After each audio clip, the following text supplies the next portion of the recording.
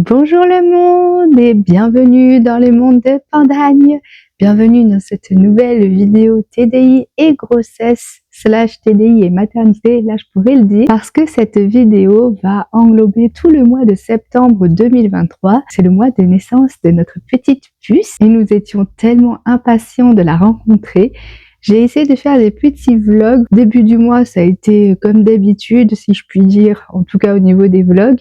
Mais à partir de la moitié du mois, ça a été différent puisque l'accouchement était imminent. Et une fois qu'elle était née, les toutes premières semaines, franchement, j'ai pas du tout pris le téléphone. Donc c'est pour ça que c'est un vlog un petit peu particulier. Mais je suis très contente d'avoir pris même ne serait-ce que 5-10 minutes tous les jours pour t'expliquer un petit peu comment ça s'est passé ce mois si particulier, cette semaine si particulière, surtout la semaine d'accouchement. Sinon, début du mois, c'était vraiment un vlog classique, si je peux dire, comme les vlogs précédents en juillet et août. Mais c'est vrai que là, c'était un mois très particulier. Donc, je suis très contente de te présenter cette vidéo qui me tient vraiment à cœur. Et je voulais te remercier aussi pour les précédentes vidéos TDI et grossesse. J'ai eu quelques retours. Franchement, ça m'a beaucoup aidé de voir un petit peu comment on pouvait te perçu ma série TDI et grossesse. Puis là, ça va partir TDI et maternité puisque mon petit bébé sera né. Bien sûr, on verra pas son visage, évidemment. Comme tu l'auras compris, nous sommes atteintes du TDI, le trouble dissociatif de l'identité. Et j'aimerais vraiment qu'on reparte de zéro, qu'on enlève tous les préjugés et stigmatisations qu'on peut avoir sur les troubles dissociatifs en général. Parce que quand on met un nouveau facteur en jeu, par exemple la grossesse, là l'accouchement, ou par la suite la maternité, tout s'équilibre différemment et le maître mot, si je puis dire, de n'importe quel trouble psychologique, même physique également, c'est la stabilité et le fait de vraiment le vouloir. J'ai toujours rêvé d'être maman, j'ai toujours su que j'aurais des enfants et malgré mon histoire de vie, malgré les différents traumatismes que j'ai pu vivre dans l'enfance, ça ne devrait pas, en tout cas idéalement, ça ne devrait pas être un frein pour mon rêve d'accomplissement dans ma vie. Pour moi, la maternité, c'est vraiment un accomplissement, c'est vraiment ce qui me rend heureuse dans la vie. Et c'est quand même triste que par rapport à des traumatismes qu'on a pu vivre, les TDI est entraîné par des traumatismes vraiment sévères vécus dans l'enfance, souvent de façon répétée, de façon insoutenable, tout simplement. C'est triste quand même qu'on se dise, qu'on se pose sur les questions si les victimes peuvent avoir une vie de famille, être heureux. Alors bien sûr, la souffrance est certainement différente. Une personne qui a vécu des traumatismes va certainement beaucoup plus souffrir intérieurement. Et c'est pour ça que c'est important d'être suivi aussi, de trouver la bonne personne. Parce que le suivi, c'est très difficile quand on n'a pas trouvé les bonnes personnes et qu'on n'a pas le répondant en face. Ça peut être quelqu'un de très compétent en face, mais qui va pas du tout essayer de comprendre la souffrance de l'autre personne qui vient le voir. Donc c'est aussi important du côté des soignants et des personnels soignants d'avoir ce recul-là, cette tolérance-là, parce que si on est intolérant, on peut pas comprendre l'autre et on peut pas l'aider non plus. Alors que quand on est thérapeute, médecin, le but, c'est de pouvoir aider les gens. Donc bref, je vais pas revenir maintes fois sur ce que c'est le TDI. Je t'invite à regarder les précédentes vidéos que j'ai pu faire. J'en ai pas forcément fait beaucoup, mais ça peut être intéressant quand même. Et sinon, si ça t'intéresse, renseigne-toi plus par toi-même. Alors, il y a à boire et à manger. Il y a pas mal de choses maintenant qui sont en ligne, mais il y a énormément de choses à jeter, j'ai l'impression. Moi qui suis concernée par le TDI, il y a énormément de choses dans lesquelles je ne me retrouve pas. Vraiment, j'ai l'impression que c'est à jeter. C'est triste à dire, mais il y a eu une espèce de surmédiatisation, romantisation des troubles dissociatifs, notamment du trouble dissociatif de l'identité, qui a complètement desservi les personnes réellement atteintes, dont je fais partie, et je me reconnais pas du tout là-dedans. Donc c'est pour ça que je vais quand même te faire un petit warning là-dessus. Et de toute façon, c'est pas parce que moi j'en suis atteinte que j'ai la science infuse. Évidemment, j'ai fait pas mal de recherches. Évidemment, je le vis tous les jours, mais il y a des choses que je ne sais pas. Il y a peut-être des choses de mon expérience que je vais croire universelles dans les troubles dissociatifs, alors que pas forcément, même si, bien sûr, il y a une base commune qui est médicalement reconnue. Donc c'est pour ça que je t'invite à quand même regarder de ton côté si ça t'intéresse. Sinon, pour le sujet de cette vidéo, TDI et grossesse, TDI et accouchement, j'espère que mon petit témoignage pourra apporter ma petite pierre à l'édifice et que tu pourras apprécier cette vidéo. Donc n'hésite pas à liker et commenter, n'hésite pas à t'abonner à ma chaîne pour ne rien rater des prochaines vidéos et c'est parti!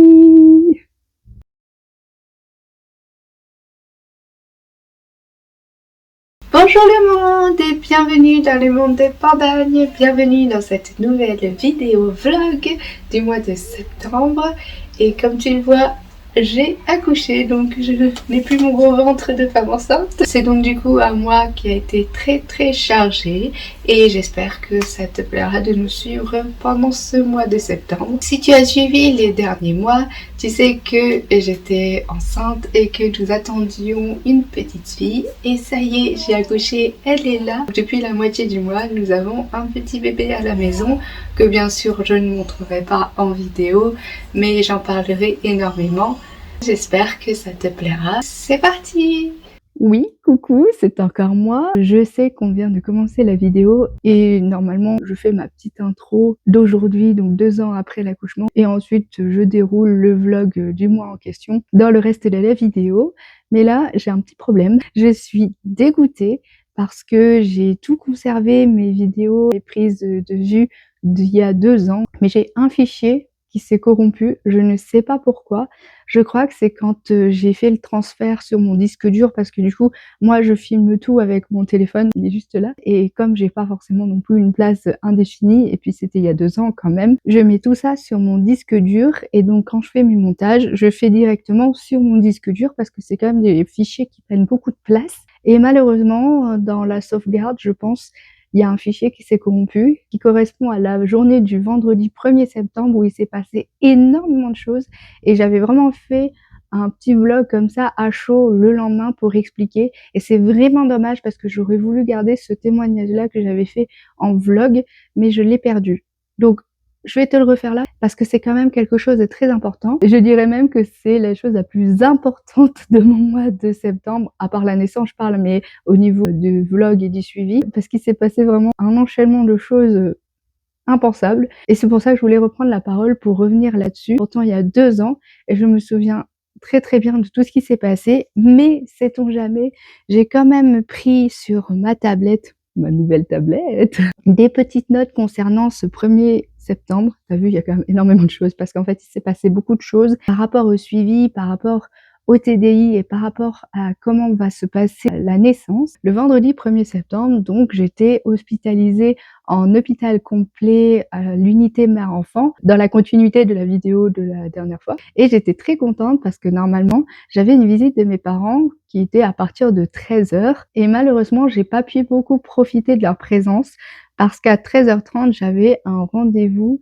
aux urgences gynéco de la maternité qui est rattachée à l'hôpital où j'étais hospitalisée. En fait, comme c'est le CHUS, c'est le centre hospitalier universitaire. Comme c'est un centre hospitalier, il y a plusieurs bâtiments hôpitaux et plusieurs services d'hôpitaux différents et d'hospitalisation différentes. Et dans ce centre hospitalier, il y a une maternité. Mais moi, de base, j'avais choisi de prendre une plus petite maternité à la campagne qui nous correspondait plus dans notre choix de projet de naissance. On va appeler grande maternité et petite maternité. Comme ça, ce sera plus simple. Mais moi, j'ai quand même beaucoup de difficultés avec tout ce qui est hospitalisation. Tu me diras, j'étais pourtant hospitalisée à l'époque en mère-enfant, mais l'unité était toute petite. C'était très cocon, très cocooning, très différent de ce que c'est une hospitalisation psychiatrique, ça n'a rien à voir. C'est beaucoup plus porté sur le bébé, l'enfant, le bien-être des mamans, donc bref, c'est autre chose. En tout cas, comme j'étais hospitalisée dans cette unité-là, je devais être suivie aussi par la grande maternité parce que tout simplement, c'est le même hôpital en fait, c'est le même centre hospitalier. Une patiente de n'importe quel service d'hospitalisation qui est enceinte va être rattachée à cette grande maternité.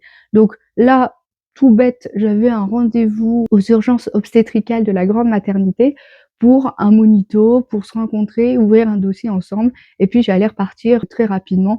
Le monito, il dure à peu près 30 minutes, donc le temps d'y aller, le temps de revenir, en 3/4 d'heure, c'était fait, quoi. Mais ça ne s'est pas passé comme prévu, et malheureusement, j'étais vraiment déçue sur le moment parce que j'ai même pas pu profiter de la présence de mes parents. Ils sont venus de loin quand même, 2 heures aller-retour, et j'ai même pas pu les voir énormément. J'étais vraiment déçue à ce moment-là. mais les choses se sont vraiment enchaînées, catastrophe sur catastrophe. Le rendez-vous en soi à 13h30 s'est très bien passé. Initialement, c'était un rendez-vous, comme je l'ai dit, de suivi très simple, ouverture d'un dossier. Si jamais il y avait une urgence, si je perdais du sang, si l'accouchement se déclenchait très rapidement, on ne sait jamais ce qui peut arriver si bébé ne bouge plus. Et donc, en fait, vu que c'est le même hôpital, le même centre hospitalier, direct, on m'envoyait à la grande maternité et puis, on me prenait en charge tout. Mais là, pendant qu'on était en train de faire le monitoring, je vois les gynécos, les médecins, les sages-femmes s'affoler un petit peu. Il y avait pourtant pas tant de monde que ça. C'était, début d'après-midi, il y avait pas forcément d'urgence, de femmes qui allaient accoucher. C'est quand même bizarre cette agitation et puis on vient me voir de façon très diplomatique avec la sage-femme qui me suivait jusque-là et puis une gynéco pour me dire qu'en fait, ils ont un petit problème parce qu'étant donné que j'étais inscrite à la petite maternité, ils devaient faire un espèce de lien, tu sais, un suivi comme un relais juste pour ouvrir le dossier. Et là, ils me disent qu'ils ont reçu un appel de la petite maternité pour dire que j'étais un cas très problématique et qu'en fait, ils allaient plus pouvoir m'accoucher. Donc là, on est le 1er septembre.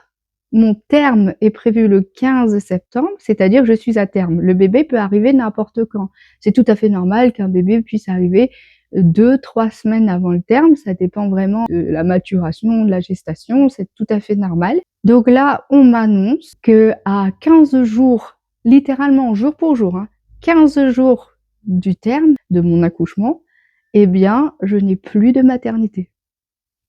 Donc j'ai demandé pourquoi et donc la gynéco de la grande maternité qui est là, elle m'explique que la petite maternité est très embêtée parce qu'ils ont trouvé que mon cas était tellement problématique qu'ils pouvaient pas le gérer et donc qu'ils voulaient plus m'accoucher, mais à moi de trouver une nouvelle maternité à 15 jours du terme. Et ce qui est vraiment très, très bizarre, c'est que jusqu'à maintenant, vu que j'étais suivie à la petite maternité, j'ai eu des rendez-vous avec la sage-femme à la petite maternité. La veille, le 31 août, j'ai eu rendez-vous avec elle et elle n'en savait absolument rien. Et donc cette gynéco, de façon très diplomatique, m'explique en ces termes que tous les médecins qui gravitent autour d'un accouchement, donc gynéco, obstétricien, anesthésiste, pédiatre, j'en passe, eh bien tous ces gens-là, tous ces médecins-là se sont réunis puisqu'ils sont rentrés de vacances. Ils s'étaient réunis le matin même et ils ont jugé que mon cas n'était pas dans leur cadre. C'est-à-dire que tout ce qui est trauma d'enfance, tout ce qui est trauma sexuel d'adolescence, tout ce qui est de l'ordre du trouble dissociatif, eh bien, ils sont pas capables de le prendre en charge parce qu'ils n'ont pas de psy compétent. Donc, ils ne pouvaient plus m'accoucher et qui refusaient mon dossier. Ils me l'ont pas dit à moi, ils l'ont dit à la grande maternité qui cherchait à avoir un lien pour avoir un relais, tout simplement pour pouvoir ouvrir un dossier. La grande maternité est embêtée parce que dans le centre hospitalier, donc vraiment le groupe hospitalier, il y a une patiente qui est hospitalisée en psychiatrie périnatale qui n'a pas de maternité. Donc pour eux aussi, c'est un problème. Donc imagine pour moi tout ce que je ressens, le stress, le dégoût, l'angoisse parce que j'ai pas de maternité, j'ai rien, j'ai personne vers qui me tourner pour m'accoucher. Limite, ils me disaient d'aller accoucher chez moi, mais ce n'est pas possible. Et j'ai demandé pourquoi. Je n'avais physiquement, obstétricalement, aucune raison pour que la petite maternité me refuse. D'habitude, quand une maternité refuse, c'est parce qu'elle est en catégorie 2, par exemple, et qu'elle n'est pas capable d'assumer une césarienne compliquée, un accouchement difficile, un siège qui se présente pas non plus très très bien, ou un bébé qui n'est pas forcément en bonne santé ou qui a besoin de plus de soins. Et dans ce cas-là, c'est une maternité de type 3, comme la grande maternité, par exemple, où j'étais, qui peut prendre en charge ces cas difficiles. Mais moi, physiquement, je n'avais absolument rien d'alarmant, en tout cas rien qui ne justifie qui refuse mon cas. Donc, c'était purement au niveau psychologique, sachant que je n'ai jamais caché toutes les difficultés que j'avais, parce que quand on a un premier rendez-vous avec la sage-femme de la maternité avec laquelle on veut accoucher. Moi, c'était au mois de juin 2023, donc c'est-à-dire 2 mois et demi avant ce 1er septembre. Il y a évidemment tous les questions d'ordre pratique et il y a également des questions: avez-vous des difficultés particulières? Donc moi, j'ai expliqué à la sage-femme, j'ai vraiment fait ce travail sur moi. Je lui ai tout expliqué, les difficultés de mon enfance. Donc je pouvais pas dire quoi que ce soit de mon enfance à part tout ce qu'il y avait dans les papiers d'adoption. Donc c'est ce que j'ai expliqué et c'est pour ça d'ailleurs qu'au mois de juin dernier, l'anesthésiste qui m'avait vue juste après avait fait une batterie de tests avec je sais plus combien de tubes de prise de sang parce qu'il devait faire des recherches. Parce que moi, j'étais incapable d'avoir des données médicales de mes ascendants et les antécédents médicaux. Bah moi, je peux pas le dire. Et donc, c'est pour ça que l'anesthésiste s'était pris la peine de faire autant d'examens. Et donc, à cette sage-femme de la petite maternité, j'ai vraiment expliqué tous les traumas sexuels que j'ai pu avoir et les troubles qu'ils ont engendrés, même encore maintenant. Tout ce qui est dépression, troubles anxieux, troubles généralisés et aussi les troubles dissociatifs. Surtout que j'étais suivie. À l'époque, j'étais en hôpital au jour. J'allais passer en hôpital complet en unité mère-enfant. J'avais aussi un suivi avec ma psychologue que je voyais en libéral et j'ai un suivi avec un psychiatre en libéral également qui me suit depuis plusieurs années. Donc c'est pas comme si j'avais rien non plus, que j'avais rien mis en place. J'étais quand même beaucoup plus stable. J'ai un compagnon, j'ai une famille, enfin vraiment il y avait plein de facteurs rassurants et donc la sage-femme, elle m'a fait le suivi pendant le mois de juin, juillet et août. D'ailleurs le 31 août, la veille du 1er septembre, j'avais un rendez-vous avec cette sage-femme qui n'était absolument pas au courant de cette décision unilatérale de la petite maternité, ou plutôt devrais-je dire une décision unilatérale de ce conseil de médecins qui s'est fait le vendredi matin. Donc là, tu peux bien t'imaginer que nous, on se reçoit ça dans la figure. C'est très, très compliqué. Là, paye tes angoisses de fin de grossesse, tout remonte, mais alors c'est énorme. Et d'ailleurs, ça va me provoquer sur le ventre des éruptions cutanées très, très, très douloureuses. Sur tout le ventre, tout le bas-ventre, j'ai des plaques, des boutons, des trucs qui me démangent, qui me font mal, qui brûlent. Et c'est un peu comme une réaction allergique, un mélange de plaques d'urticaire, d'allergie au soleil, enfin tu vois, un truc de ce genre-là. À partir de ce moment-là, à partir du 1er septembre, mais tout le stress qui est ressorti, c'est ressorti là. Et donc évidemment, en plus avec la grossesse, les désagréments, tout ça. Franchement, mes 2 dernières semaines de grossesse, c'est-à-dire les 2 premières semaines de septembre, je les ai passées horribles en fait. Et avec énormément d'angoisse et de stress et de savoir où est-ce que j'allais accoucher, de savoir qu'est-ce qui va m'arriver, qu'est-ce qui va arriver à bébé. Et à ce moment-là, je sais que mon compagnon, lui, n'était pas du tout dans le même état d'esprit que moi. Je me disais: «Mais comment je vais faire? J'ai stressé et tout ça», alors que lui, il était dans une colère. Il est rentré dans une colère. Il n'a pas crié, hein, lui, il a pas une colère, explosive, il a plutôt une colère froide. Et il s'est dit: «Mais en fait, vous êtes des médecins complètement incompétents». Enfin vous, les médecins de la petite, maternité dans laquelle on avait été.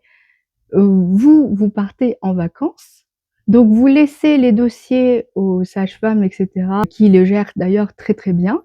Et quand vous revenez de vacances, voilà, vous faites une petite réunion et vous dites: «Ah bah elle, non». Sans aucune autre, aide, sans aucune autre orientation. Rien. Je n'aurais pas été hospitalisée en unité mère-enfant dans ce centre hospitalier. Je n'aurais pas eu de contact avec la grande maternité. Va dans une maternité à 15 jours de terme, expliquer que tu t'es fait rejeter parce que ton profil ne correspondait pas à leurs, attentes, à leurs compétences. Enfin, il était mais dans un état de colère. Il ne comprenait pas cette décision unilatérale. On n'avait pas du tout notre mot à dire là-dessus. On n'a pas été informés personnellement. C'est la petite maternité qui a appelé la grande maternité qui, du coup, eux, se sont chargés de faire le sale boulot, c'est-à-dire d'expliquer qu'à cause de mon TDI, ils ne pouvaient pas me prendre en charge. S'ils n'étaient pas capables de le prendre en charge, je comprends, mais qu'ils me le disent depuis le début. Moi, ça faisait 3 mois que j'étais suivie dans cette petite maternité. Ma sage-femme que je voyais à la petite maternité n'a jamais été mise au courant de cette décision, n'a pas pu me prévenir personnellement. Comme je te disais, la veille encore, elle m'a vue: «Ça va bien se passer madame, vous en faites pas et puis on va mettre ça en protocole». Voilà, un suivi de sage-femme compétente et là, on m'annonce ça, mais le monde s'écroule. Avec bien sûr une colère qu'on peut pas rediriger vers, le personnel de la grande maternité parce qu'eux, ils y sont pour rien non plus.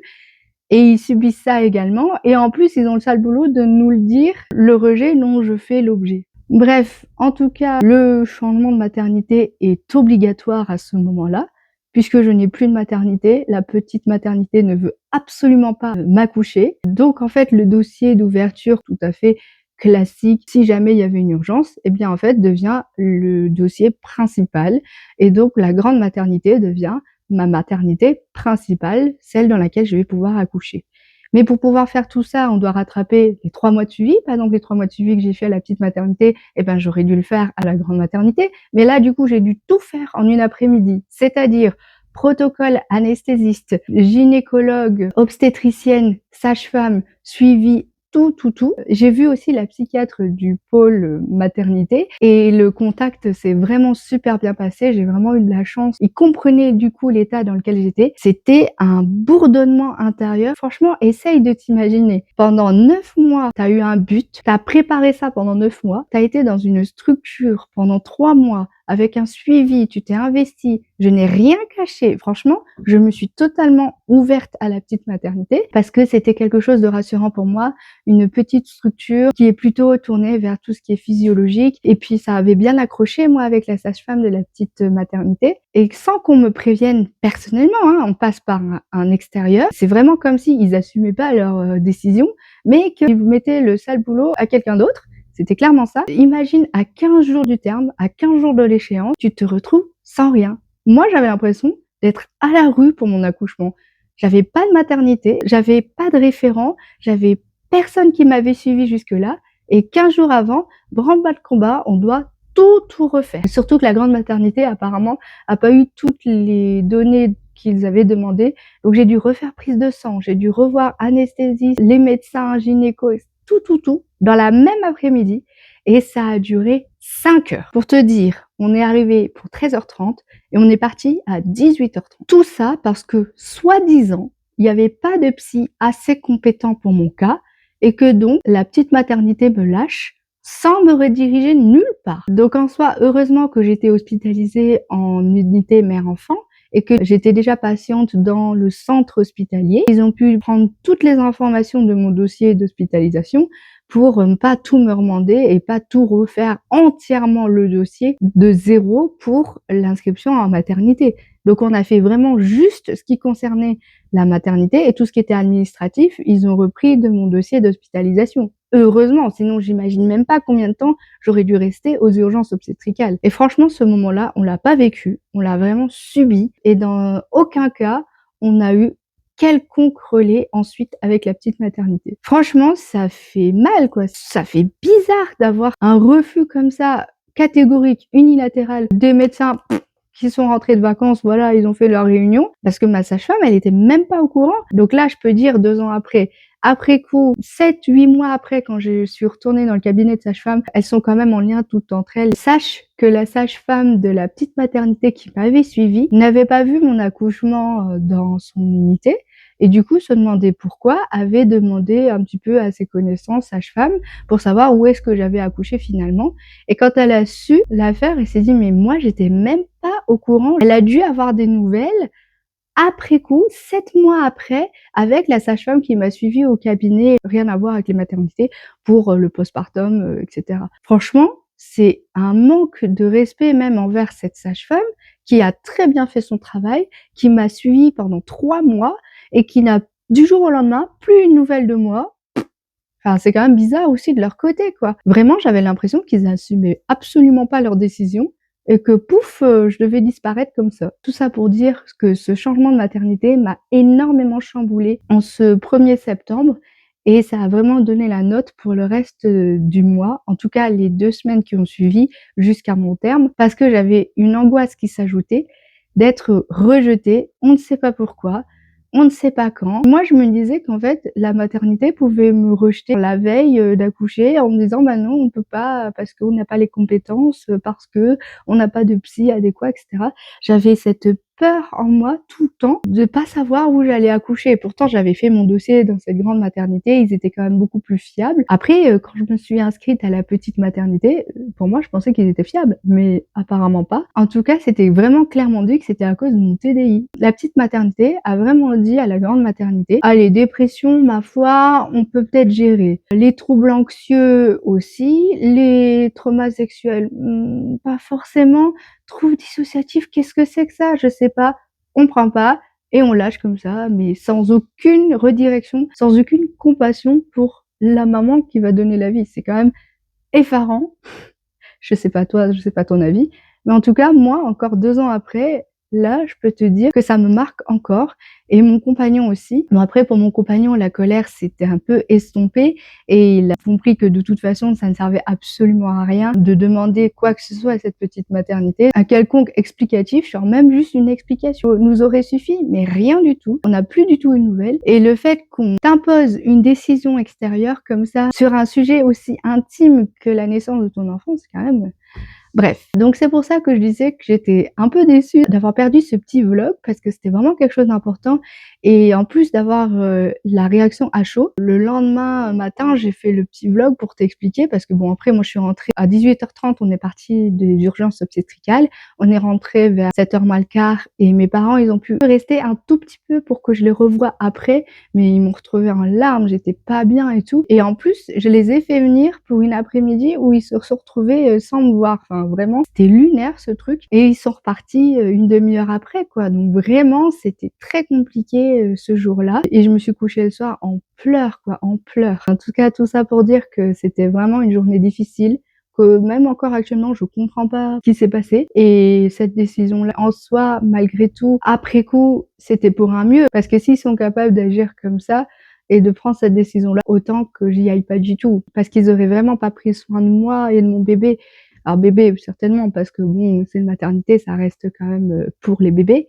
Mais c'est aussi pour les mamans qui accouchent et les papas qui accompagnent, et en tout cas le coparent qui accompagne. Donc voilà pour la petite mise au point. Mais même encore maintenant, tu vois, ça me reste marqué. Et mon compagnon, il a toujours cette colère à l'intérieur parce que c'est une incompréhension. En fait, on s'est retrouvé devant quelque chose qu'on ne comprenait pas, qu'on subissait et qui a toujours pas de réponse actuellement 2 ans après. En tout cas, ça s'est passé comme ça et je te laisse avec la suite de la vidéo. On repart dans le temps, 2 ans avant. Allez, à bientôt! Coucou, on se retrouve, on est le mercredi 6 septembre et la date approche puisque c'est prévu pour le 15. Comme tu le vois, je suis à l'appartement parce que j'ai une permission. J'ai eu une permission depuis hier soir 18h jusqu'à ce soir. Je suis toujours hospitalisée bien sûr en psychiatrie périnatale. Je voulais revenir un petit peu sur ces derniers jours parce que c'est vrai que ça a été assez compliqué depuis vendredi dernier comme je te l'ai expliqué avec les 5 heures aux urgences de ma nouvelle maternité. De toute façon, il fallait parce qu'il y avait plein de rendez-vous à caler en plus. Anesthésiste, échographie, monitoring, sage-femme, gynéco, obstétricienne, enfin bref. Et puis aussi expliquer comment ça se passe un accouchement par voie basse puisque ma petite puce, c'est encore une petite chipie parce que elle est toujours en siège. Après, au niveau obstétrical, il n'y a aucune contre-indication à ce que ce soit par voie naturelle, même en siège, donc c'est assez rassurant. Suite à vendredi après, cet énorme après-midi, 13h30, 18h30, enfin c'était très très long. Le week-end a été assez mouvementé, assez difficile à gérer, même si j'ai quand même réussi à dormir un petit peu, mais que quelques heures dans la nuit, et la journée j'arrivais pas non plus à dormir, donc je suis assez fatiguée physiquement parlant, mais plus rassurée parce que maintenant que j'ai pu digérer l'information, et ce week-end en plus mes parents sont venus me rendre visite dimanche, donc on a pu en parler et revoir tous les arguments pour accepter ce changement de maternité en dernière minute. Ça va quand même beaucoup mieux niveau acceptation, ça a cheminé et en vrai c'est pour le mieux, la sécurité, la santé de mon bébé et de moi-même et une prise en charge globale complète de notre petite famille, tous les trois ensemble. Même si on doit adapter le projet naissance parce qu'elle est en siège et le projet naissance c'est toujours évidemment quand tout va bien dans le meilleur des mondes. J'aurais préféré un accouchement physiologique, c'est-à-dire sans péridurale, sans aide médicamenteuse contre la douleur, des positions plus naturelles, moins de personnes pour que ce soit moins angoissant dans la salle de naissance. Mais évidemment, comme elle est en siège, il y a plus de risques, plus de manipulation, donc plus de personnes dans la salle d'accouchement en elle-même. Et en plus de ça, la péridurale est quand même beaucoup plus indiquée. Déjà d'un parce que par le siège c'est beaucoup plus douloureux. Personne ne le cache. Si je voulais ne pas souffrir du tout, ce serait une césarienne, mais moi ça me fait très peur et puis même j'ai l'impression de rater quelque chose en fait, de rater l'accouchement en lui-même. Si je peux le faire par voie naturelle, je préférerais. Quand je dis si je peux, c'est-à-dire qu'il n'y a aucune urgence, aucune détresse fétale ou aucune détresse maternelle en accouchement par voie naturelle,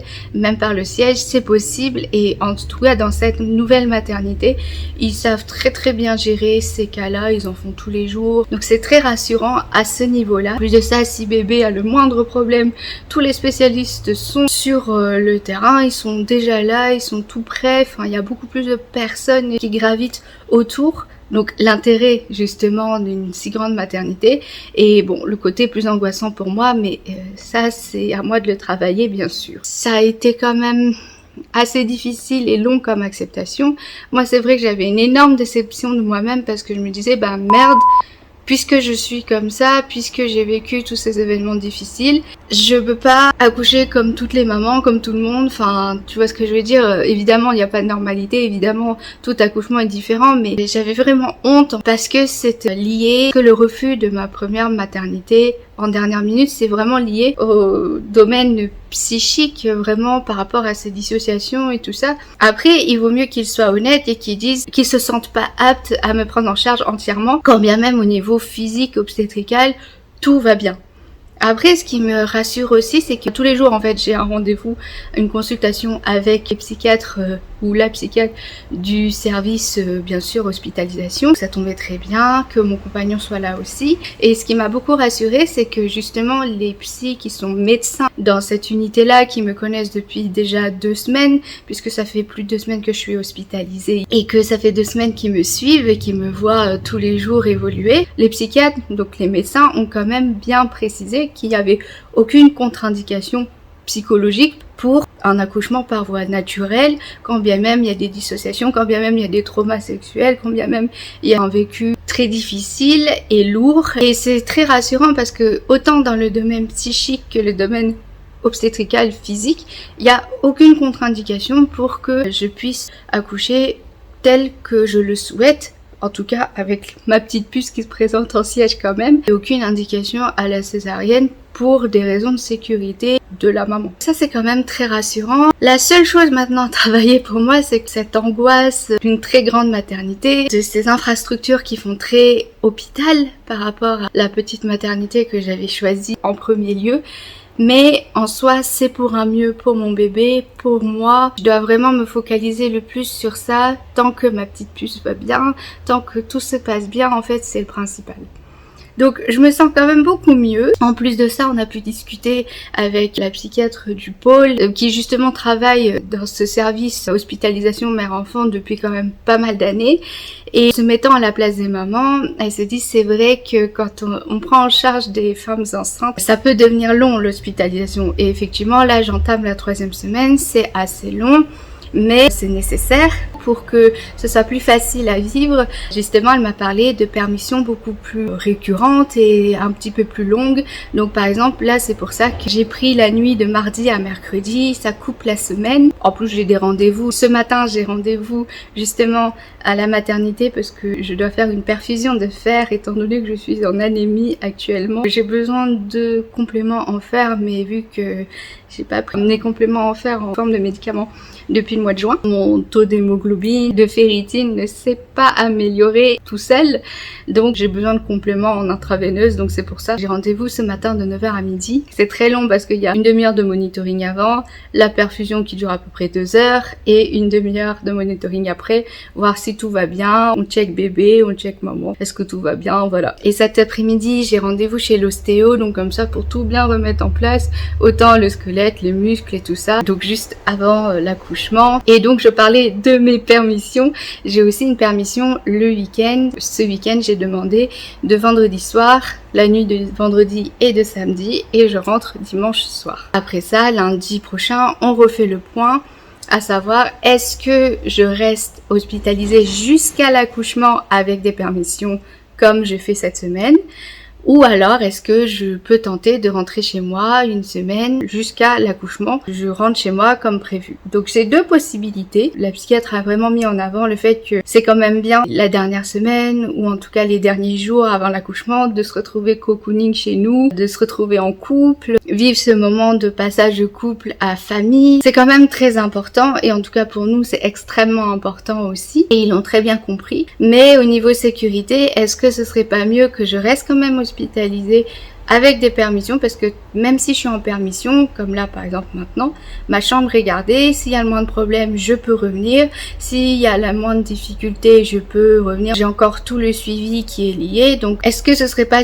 plus sécurisant, parce qu'en plus là ici notre appartement il est au 3e étage sans ascenseur, sachant que je vais quand même pas rester enfermée pendant une semaine, donc il faudra bien que je fasse au moins un aller-retour dans les escaliers. Je vais essayer de me ménager plus cette semaine, parce que jusqu'à maintenant j'essayais de faire à peu près 1h15 de marche tous les jours, entre 5000 et 8000 pas, donc en gros 4 à 5 km par jour en fin de grossesse. Là, sachant que je suis à 9 jours d'accoucher, il vaudrait peut-être mieux pas. Je vais essayer de me ménager le plus possible. Comme mon compagnon a repris le travail aussi puisqu'il est prof. D'ailleurs, sa pré-entrée s'est très bien passée. Et il repart travailler forcément tous les jours. Et est-ce que je peux être toute seule tous les jours? Par exemple, il part à 7h moins le quart. Il rentre, il est 4h30, 5h. Est-ce que je peux rester autant de temps toute seule, sachant que je suis en toute fin de grossesse, avec les difficultés psychologiques, les angoisses, mais aussi les difficultés physiques liées tout simplement à la grossesse.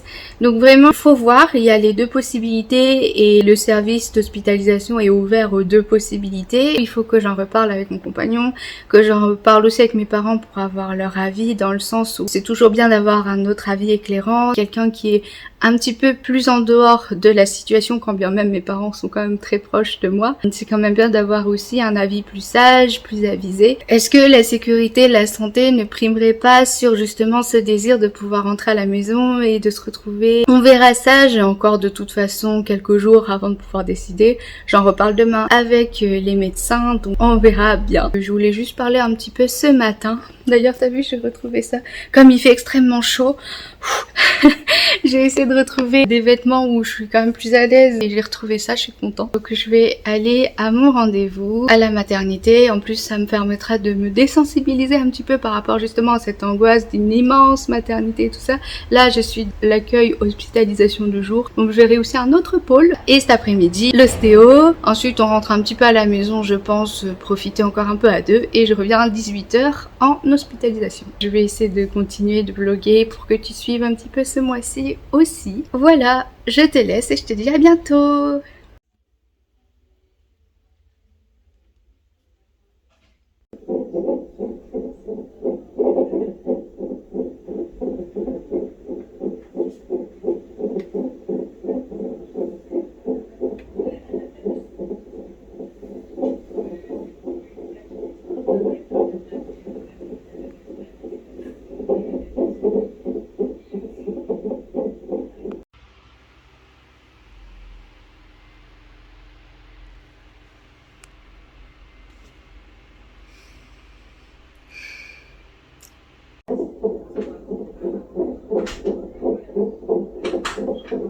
Pas de problème.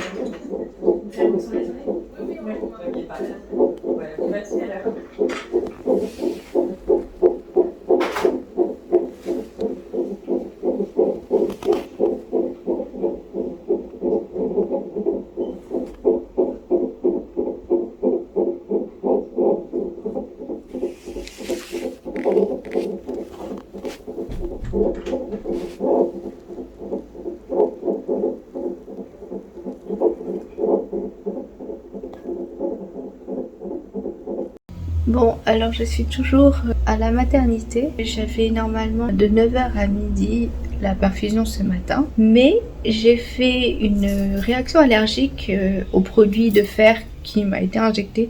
C'est pas grave, hein, mais j'ai mon œil qui a gonflé. J'ai mes bras qui sont sortis avec beaucoup de petits boutons comme des petites plaques d'urticaire et aussi sur la poitrine. Mais là maintenant tout s'est estompé. J'ai mangé ici à midi, ce qui n'était pas prévu en hôpital de jour. Mon compagnon m'a rejoint vers midi et demi. Ensuite ils m'ont mis une perfusion d'Atarax parce qu'en fait c'est un antihistaminique. Le but premier de l'Atarax, mais c'est aussi un somnifère et antidépresseur, anxiolytique. Et du coup, j'ai fait dodo pendant la perfusion et après, un petit peu encore. Donc je me sens un peu shootée, je me sens un peu à côté de la plaque, je suis pas très bien. Mais bon, là comme il est 16h, la perfusion a pris 35 minutes à passer. J'ai eu le temps d'éliminer un petit peu le produit, je dois boire beaucoup d'eau. Et puis ensuite, comme là il est déjà 16h et que je peux pas conduire, je vais directement rentrer à pied à l'hôpital où je suis hospitalisée puisque ma permission est jusqu'à 18h. Heureusement, j'ai pris mon cahier, mes papiers, etc. J'ai juste pas pris mes chargeurs, donc j'espère que ça va tenir. Donc mon compagnon me ramène demain l'ordi, les chargeurs, les doudous, etc. Et vendredi, mes parents viennent me rendre visite. Ils déplaceront la voiture à ce moment-là. Je me sens pas de conduire, de toute façon, c'est pas ce qui est indiqué non plus. Là, je termine mon café et puis on va certainement revenir tranquillement à pied à l'hôpital. J'ai été en surveillance du coup toute l'après-midi. Normalement les perfusions de fer c'est 2 avec une semaine d'écart, mais du coup la deuxième on la fera pas et je serai complétée en fer par des médicaments plutôt que par perfusion intraveineuse. J'ai quand même fait une réaction allergique, je fais pas comme tout le monde n'est-ce pas? Mais bon c'est un peu chiant. Je te dis à bientôt. Nous revoilà à l'appartement et nous sommes le vendredi 8 septembre. Et il est 19h30 à peu près, on vient juste d'aller chercher à manger. Et j'ai une permission pour ce week-end pour rentrer à l'appart, c'est pour ça que je suis ici et je suis toute contente. J'ai passé une bonne journée, on a fait un pique-nique ensemble avec toutes les dames du service, les infirmières, les autres mamans, les autres bébés, la psychologue et le psychiatre qui nous accompagnaient. Et du coup on a fait un petit pique-nique dans un joli parc où on s'est baladé. On a marché dans les sous-bois, là où il y avait de l'ombrage parce que sinon il fait extrêmement chaud. Il a fait un pic à 34 degrés, franchement il faisait trop chaud. Et on a mangé du coup à côté, pas une écurie, mais une école d'équitation, tout ça. Donc il y avait plein de petits poneys et c'était trop mignon.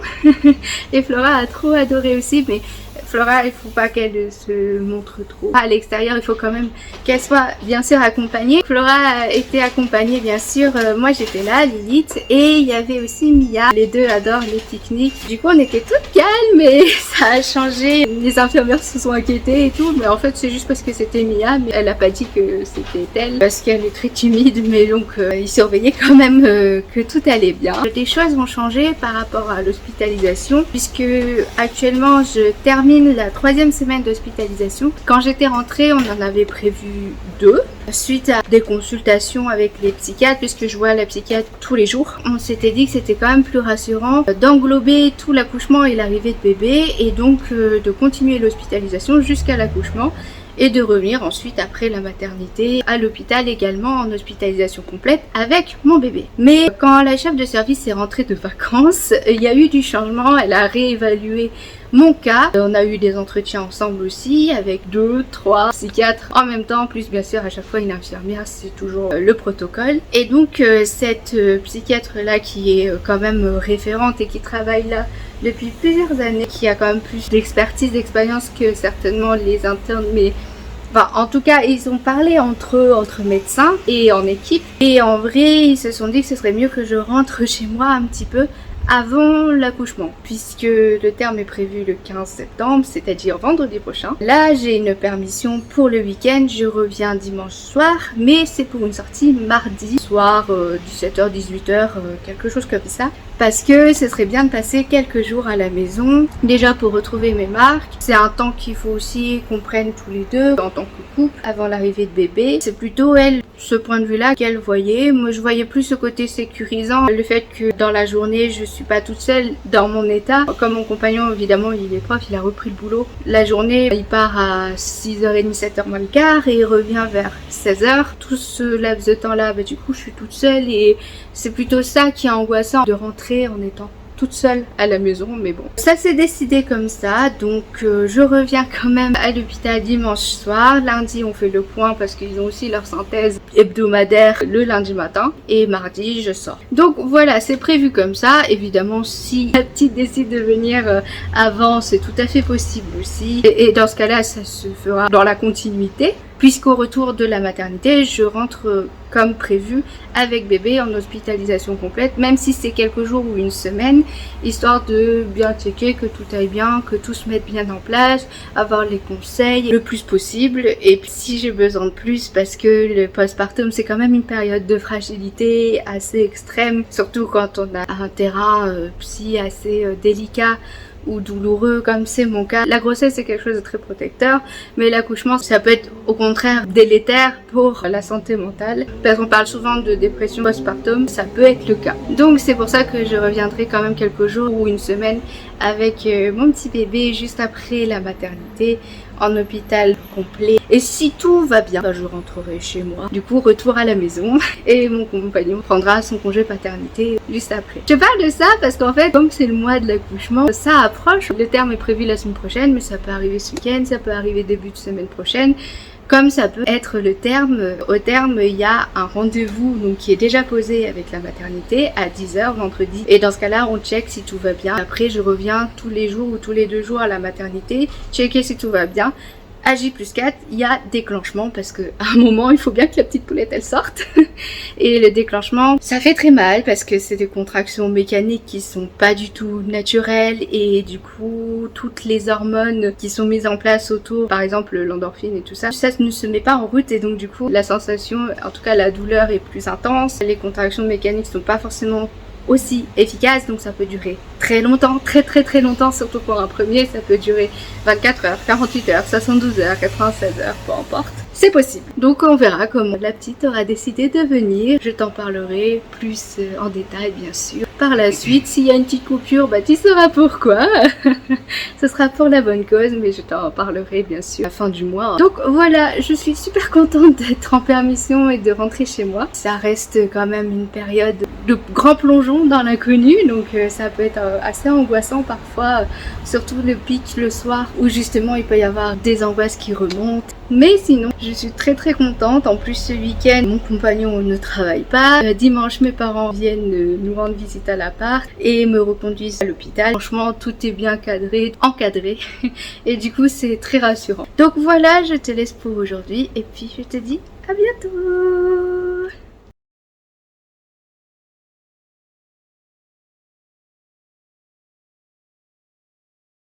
Coucou, on est dès le dimanche 10 septembre, je suis trop contente. Mes parents sont arrivés, ils sont sur le parking et ils vont pas tarder à venir.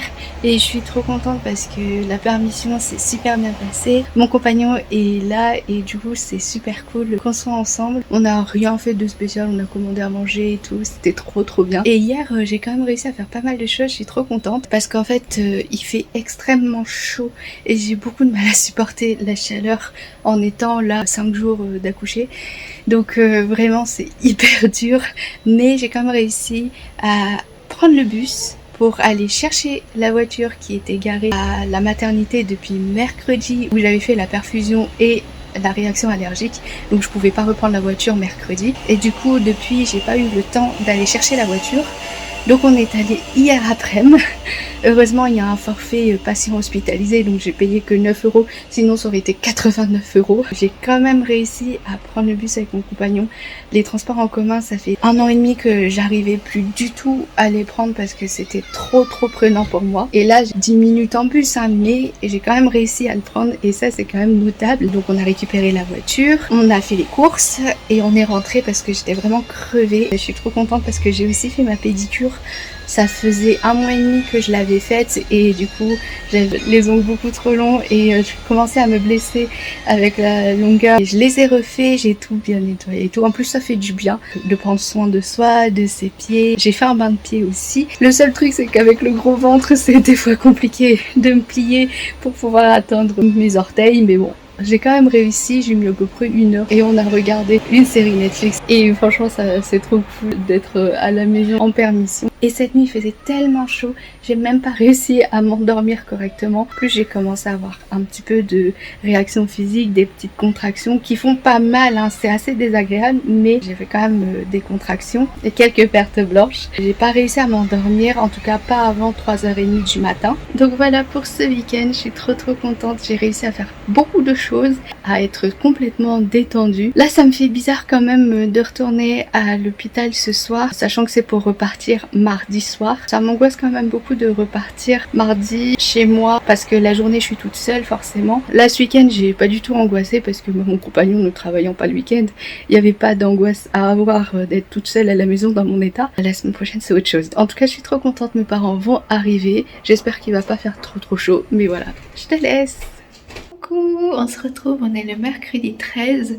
Je suis assez fatiguée, je pense que le corps commence à bien travailler. Ce week-end ça s'est vraiment bien passé, c'est vrai que j'ai pas repris le vlog depuis parce qu'il s'est passé quand même pas mal de choses. Comme tu le vois, j'ai changé de chambre parce qu'il y a eu un gros dégât des eaux dans l'autre chambre et en fait ça coulait comme une douche dans la chambre du bébé, donc du coup ils m'ont changé. Maintenant je suis ici, pas trop de sommeil.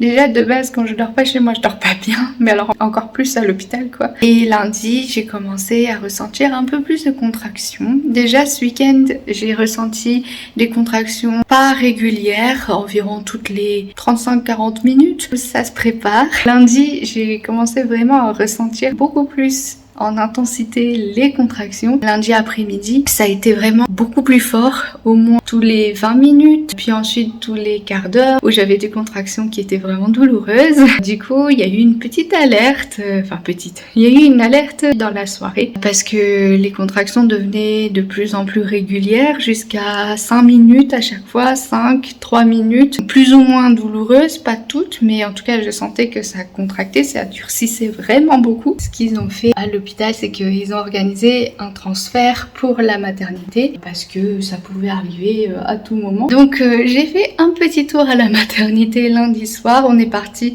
avant le repas du soir. L'ambulance a été commandée à 18h. Je crois qu'on est parti vers 18h30. Moi j'ai pas pu manger et en vrai j'ai pas mangé de la nuit, de la soirée. Le lendemain matin on a eu un petit peu de pain mais c'est tout, donc je crevais la dalle.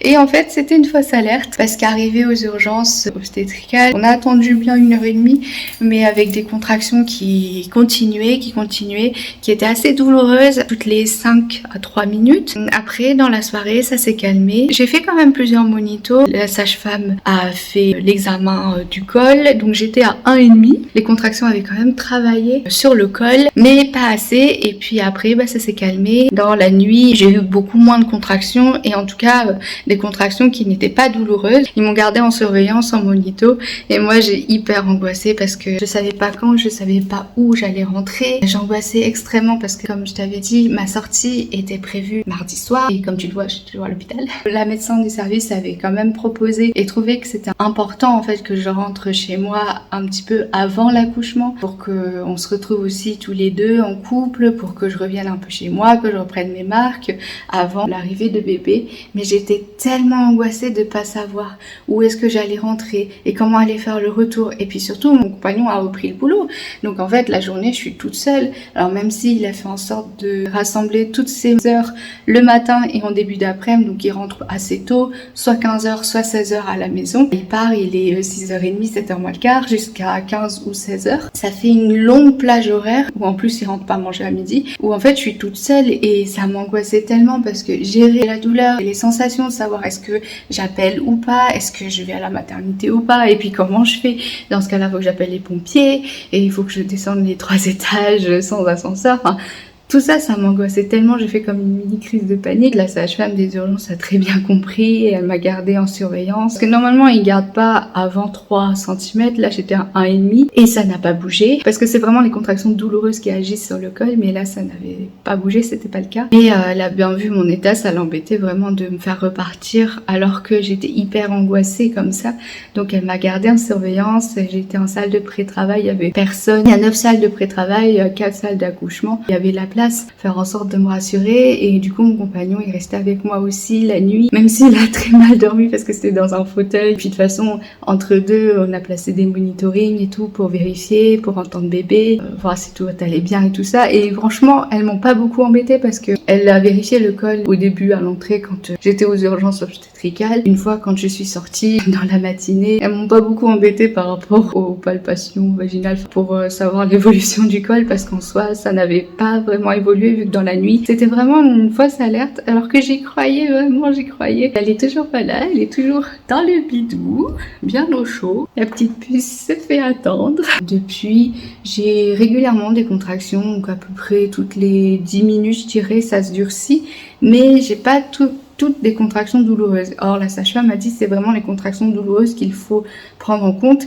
Et ça, pour le coup, c'est toutes les 40 minutes, donc c'est vraiment pas assez rapproché. Il faut que ce soit des contractions douloureuses toutes les 5 minutes pendant au moins 1 heure. Donc là, j'y suis encore loin. Ou alors, faut que la poche des os se perce, aller à la maternité s'il y a du sang ou si bébé bouge plus. Enfin, vraiment les consignes de sécurité. Mais sinon, les signes avant-coureurs, pour l'instant, j'en ai pas. Je commence à m'impatienter beaucoup. On est mercredi, le terme c'est vendredi, donc dans 2 jours, normalement, c'est le terme et je suis prête à accoucher. Elle s'est fait attendre la petite. Même mon compagnon, il est aussi hyper impatient, même encore plus que moi. Il a tellement hâte de rencontrer la petite puce. Et puis même, dans les échographies, elle n'a jamais voulu montrer son visage.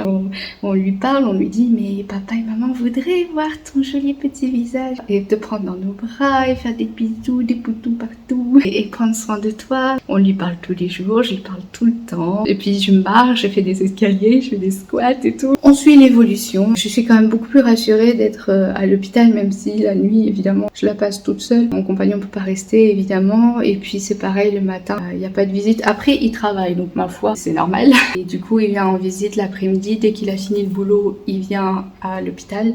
Et cet après-midi, j'ai aussi la visite des parents de mon compagnon. C'est un vrai miracle. Comme quoi, la petite fille fait des miracles.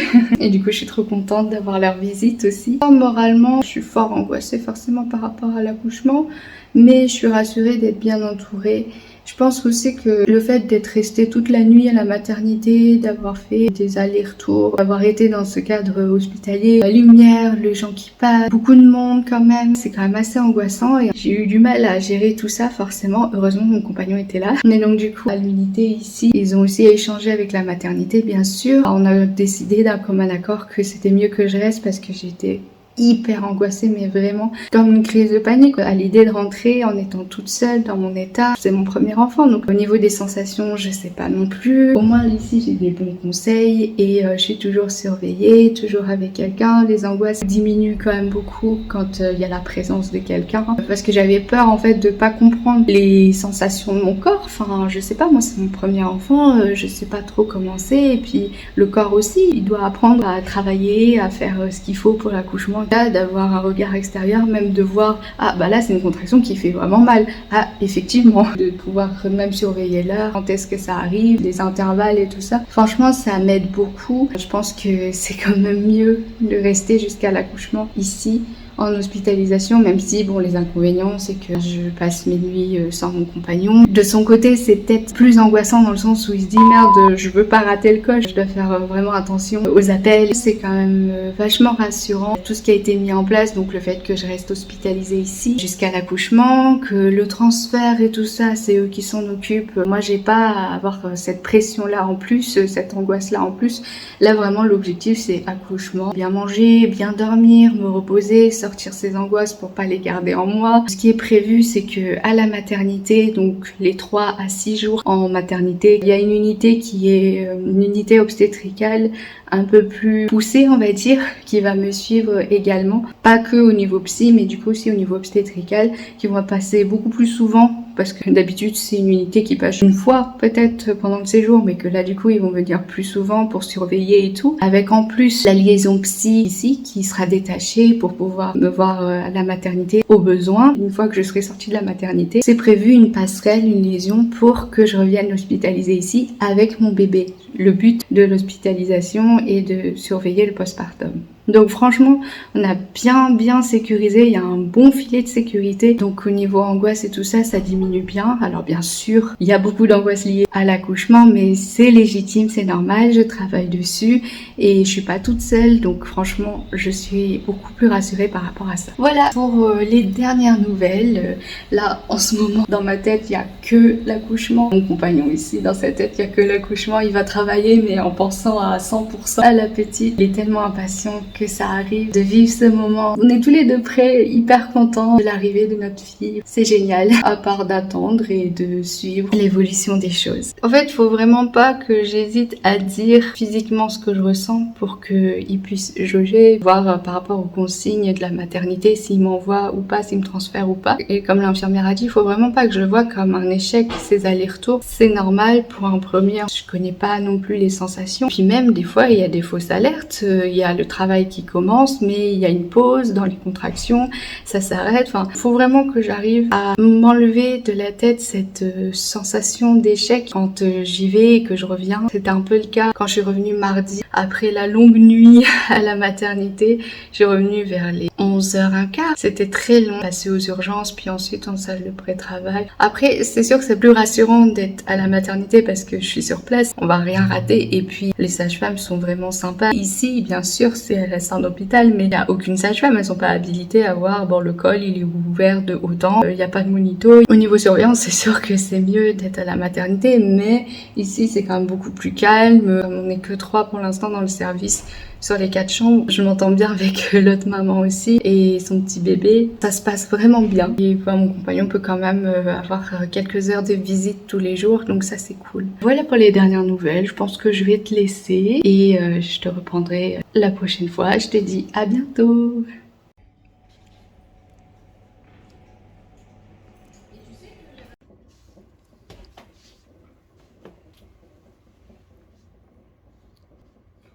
Bon, je profite de ce moment de pause à la maternité pour te faire un petit checkpoint. J'avais quand même pas mal de contractions mais qui étaient pas assez rapprochées et à partir de 16h j'ai commencé à avoir des mêmes contractions. De 40 minutes je suis passée à 30 minutes, puis à 15, puis à 10 minutes. 17h c'était toutes les 5 minutes à peu près. Du coup j'ai pris un spasme, les contractions ont continué, donc c'était bon signe. Vers 18h30, j'ai rompu la poche des os. Je suis contente parce que du coup, ça veut dire que l'accouchement est imminent. Il y a eu un transfert assez rapide à la maternité. C'est pour ça que là, actuellement, je suis à la maternité. Les parents de mon compagnon sont venus nous rendre visite. Ils étaient là vers 13h30 et ils sont partis vers 16h. Parce que du coup ils voyaient que je commençais à bien souffrir et tout. Ils m'ont laissé me reposer, ils m'ont laissé tranquille et au final ça s'est très bien goupillé. Tout s'est bien enchaîné. Les infirmières, les aides-soignants, le personnel soignant étaient super. Ils m'ont beaucoup accompagnée, surveillée et ont vraiment apporté leur expertise médicale. C'était très rassurant pour moi. En plus, ils ont géré tout le transfert de l'hôpital à la maternité. J'avais vraiment cette angoisse en moins. Et en plus de ça, mon compagnon était encore là puisqu'ils ont rompu la poche des os à peu près vers 18h30 et on est parti, il était 18h40. L'ambulance a été très rapide à venir. Tout ce qui était angoissant en fait pour le avant-accouchement, franchement, je l'avais même plus parce que tout était très bien cadré. Je suis arrivée aux urgences obstétricales de la maternité. On a fait monito, contrôle du col, de l'ouverture du col, si justement la poche des os était bien fissurée et que c'était pas des pertes vaginales, on va dire très abondantes. Bon, au vu de ce que j'avais perdu, vu que c'était transparent, vraiment très aqueux, c'était vraiment le liquide amniotique qui était sorti, donc il n'y avait pas trop de doute là-dessus, et effectivement c'est le cas. Après on a fait une petite échographie, histoire de voir la position de bébé, qui est toujours en siège, la petite Chippy, et même pendant l'écho, elle a même pas voulu montrer son visage, donc franchement, c'est une petite Chippy qui cache son petit visage jusqu'à la fin, puisque je suis toujours à 1,5 à peu près. Le col n'a toujours pas continué à dilater, mais il est quand même assez postérieur, donc favorable en tout cas pour la dilatation du col grâce aux contractions douloureuses. Puisque la poche des os était rompue, il y a toujours évidemment un risque infectieux, donc je suis actuellement hospitalisée dans la maternité, la partie grossesse pathologique, ce qui est tout à fait normal. Quand la poche des os est rompue, on laisse 24 à 48 heures. Le travail commence à se faire. Et vu qu'il y a ce risque infectieux, je dois quand même prendre des antibiotiques 12 heures après que la poche des os était rompue. Mais sinon, on me laisse 48 heures que le travail se déclenche naturellement. Et ensuite, après, on parle de déclenchement seulement si pendant ces 48 heures-là, rien ne s'est produit, le col ne s'est pas plus dilaté, etc. Puisque la poche des os s'est rompue, l'accouchement est vraiment imminent, c'est l'histoire de quelques heures. Même la sensation est différente parce que vu que le bébé est dans moins de liquide, c'est pas la poche des os qui s'est complètement rompue, mais juste fissurée, donc une seule membrane s'est rompue et pas les deux. Il reste encore un petit peu de liquide amniotique, pas tant que ça. Du coup, quand on passe la main sur le ventre, les sensations sont très différentes. On sent vraiment bien bébé. On arrive à quand même un peu plus situer où est la tête, où sont les pieds. Et puis quand elle bouge, je le sens vraiment très fort. Et même mon compagnon, quand il passe sa main, il sent aussi bébé différemment. C'est très... c'est plus intimiste, je dirais, je ne sais pas. Donc on sent bien bébé. Elle bouge très très bien. Ça veut dire que tout va bien. Pour l'instant, on est encore en attente. J'ai pris une bonne douche et j'ai mis la crème aux corticoïdes là parce que ce qui m'embête le plus là, actuellement, c'est vraiment les plaques de boutons que j'ai sur le ventre, qui s'est répandu sur tout le ventre maintenant, qui est aussi sur les cuisses, l'arrière des cuisses, les fesses, même encore un peu en dessous des seins. Donc franchement, j'en peux plus, ça démange, ça gratte, ça brûle, vraiment comme de l'urticaire ou de l'eczéma qui est assez fort, parce que même ça durcit la peau et ça fait mal. Vraiment les désagréments possibles en fin de grossesse. Ça d'ailleurs, c'est un nouveau petit doudou. Il y a des jolis petits lapinous. C'est une des deux mamans, une patiente qui est hospitalisée dans l'unité mère-enfant. Pendant sa permission, avait pris la peine de faire un peu de couture pour faire des doudous pour la petite qui va arriver. Donc elle a choisi des petits lapinous trop mignons. Donc du coup, je l'ai pris avec. C'était trop mignon de sa part, c'était très gentil. Forcément, nos parents, mes amis, la famille proche sont au courant que on est parti à la maternité, que l'accouchement est imminent, que la rencontre avec notre petite fille est imminente. Franchement, c'est génial. Comme tu le vois, je suis super contente, mais à la fois très fatiguée. Donc je pense que je vais pas trop tarder et profiter de pouvoir reprendre des forces autant que je peux. Et puis c'est vraiment cool parce que mon compagnon peut rester avec moi. Il a un lit d'appoint. Là, je crois qu'il commence à s'endormir. Je suis très contente de ce qui va arriver. Le bonheur approche. Donc voilà, je te tiendrai plus au courant par la suite. Mais enfin là, c'est vraiment un moment de calme. Donc j'en ai profité pour faire un petit check pour te donner des nouvelles. Mais sinon, évidemment, on profite le plus possible de ce moment ensemble, tous les deux, et puis pas de pression quoi. Essayez le moins possible parce que déjà c'est assez angoissant comme moment, l'accouchement lui-même. Mais donc là, c'est le calme avant de plonger directement les pieds dans le plat. Je dirais pas le calme avant la tempête, mais presque. Ça, je te laisse, je vais essayer de dormir et puis la prochaine fois, j'espère que la petite sera sortie. Allez, à bientôt.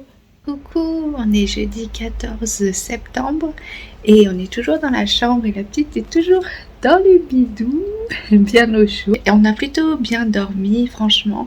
Vers 23h, on s'est endormi. À 6h ce matin, elles m'ont fait une prise de sang et en plus une perfusion d'antibiotiques, toujours par rapport à cette poche des os qui est percée. Les antibiotiques, c'est 3 fois par jour à partir de 12 heures après la rupture de la poche, mais dans un cadre tout à fait normal. Donc du coup ils m'ont laissé le cathéter pour tout à l'heure. Après on a fait un petit monito, tout allait bien. La petite Chippy évidemment, elle qui est toujours du côté droit, la sage-femme a mis tous les capteurs côté droit, elle s'est enfuie du côté gauche et en plus elle donnait plein de petits coups de pied et du coup les capteurs sont tombés plusieurs fois.